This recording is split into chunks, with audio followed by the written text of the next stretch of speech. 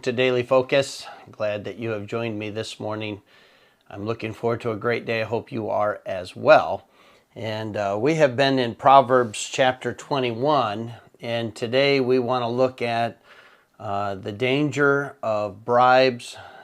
We ought to beware of those that would like to buy our loyalty or to manipulate our approval or any of the like. We need to be wiser than that. And so God is going to give us a couple of illustrations, and then unfortunately we have illustrated for us the part of our government that oftentimes reflects the damage that is done by disobeying this text. So Proverbs chapter 21 and verse number 11, when the scorner is punished, the simple is made wise. The scorner is the individual who doesn't care what authority thinks, doesn't want any part of wisdom. He is completely engulfed in his selfishness. He lives according to the pleasures of life and what will satisfy his flesh.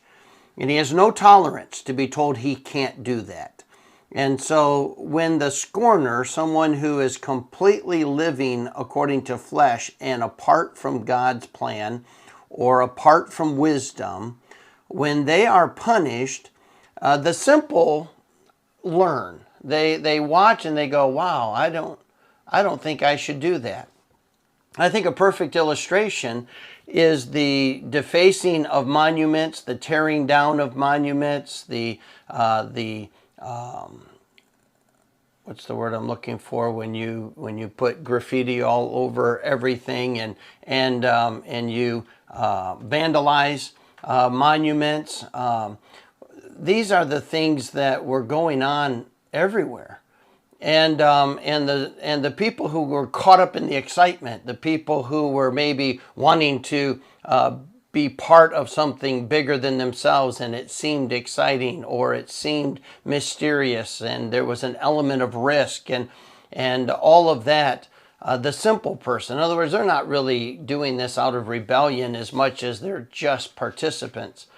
Well, what happened is our president said, you know what, enough is enough. 10 years minimum prison sentence. And they begin to arrest and prosecute. And it all stopped. Not only because the scorner was imprisoned and prosecuted, but those that were just bystanders, those that were just curious, those that were just caught up in the risk and excitement of it, they learned. And that's exactly what the Bible says happens. When the scorner is punished, the simple is made wise, and when the wise is instructed, he receiveth knowledge. The righteous man wisely considereth the house of the wicked, but God overthroweth the wicked for their wickedness. Verse 12 is teaching us that a wise person looks at what a wicked person is doing, what motivates him, what his goals and what impassions him, and looks at him and evaluates. And that's where it means that he considereth the house of the wicked. In other words, he's thinking about where is this going? And I think it would be wise for all of us to look at the liberal agenda undermining the foundational principles and the intent of our forefathers for the government of America. I think it's wise for us to look at the agenda of liberal America and say, what do they want? Where are they going? Because a wise man is able to look objectively and draw good conclusions, knowing that God overthroweth the wicked for their wickedness. There's a payday someday. Whoso stoppeth his ears at the cry of the poor, he also shall cry himself, but shall not be heard. A gift in secret pacifieth anger, and a reward in the bosom strong wrath. In other words, God is talking about in verse number 13 that poor obviously is a reference to those who do without as it relates to monetary endeavors. They live on less. They sometimes have a hard time making ends meet. We're not talking about those that are poor because of bad choices or choose to be poor. We're talking about those who just have less opportunity.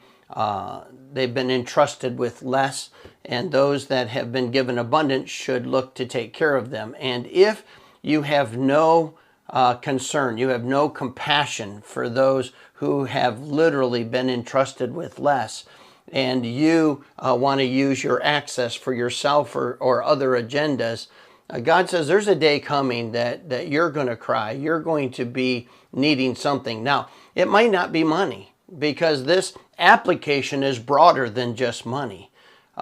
You may stop your ears to those who are poor or lacking emotional encouragement, intellectual teaching, someone who will mentor and invest and disciple, someone who stops their ears to somebody who is in need and lacks. The day is going to come, no matter how much money you have, no matter what kind of position you hold, that you're going to need something, but nobody's going to listen. And that's that principle of sowing and reaping coming to light.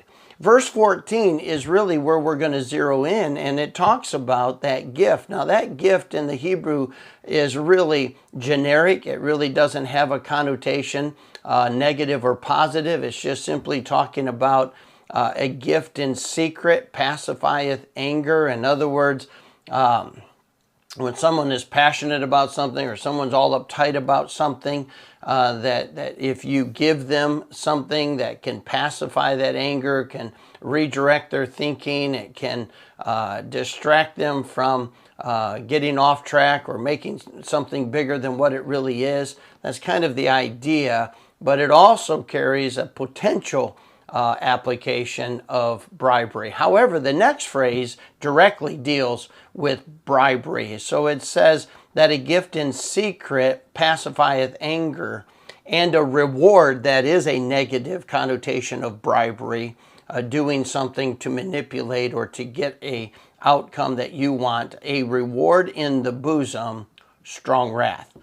And it is unfortunate to me to watch people of middle income, maybe even upper middle income, that are elected to office, but they come out years later multi-millionaires. Now, if you look up what legislators make, if you look up what executive cabinet positions make, if you look at what senators make, they make good money and they work hard. I'm not saying that that's a negative.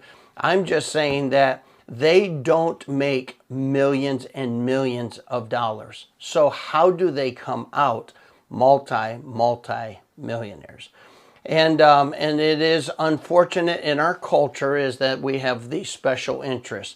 If there was one thing I could undo in our Congress, both at the state and government and national level, would be that you cannot earmark. In other words, if the bill is about traffic laws and doing something specific, then let it be that. But it seems like if there's something that everyone needs to pass, everyone's fighting for what they can throw in under cover and get their thing as well without it being the main thing of the bill, so it doesn't get all the attention. And that's really what's going through right now with the COVID relief package that's argued right now in Congress, is that it's that there's so many other things that have nothing to do with it that are wanting to be attached, and it's just wrong. And part of the reason why they want to attach all that is because of their loyalties that have been bought by special interests that require them to fight to get these people special things because of what they're doing for them. And we see that not just in our government, but across the board in a lot of realms where people are constantly trying to buy loyalties. Can I tell you, beware of people who are trying to buy your loyalty, whether it's through these briberies or sometimes attempts at blackmail or some type of manipulation. And God says, you know what? Beware of them. And then he says in verse 15, it is joy to the just to do judgment, but destruction shall be to the workers of iniquity. In other words, when good decisions are made, the just rejoice. And when there is not proper consequence, when there's not proper reward, then iniquity just seems to be out of control. And boy, we're watching that right now with the BLM movement and the protest and the looting and the burning and the rebellion and the anarchists. We just seems like nobody wants to deal with that, and it's wrong.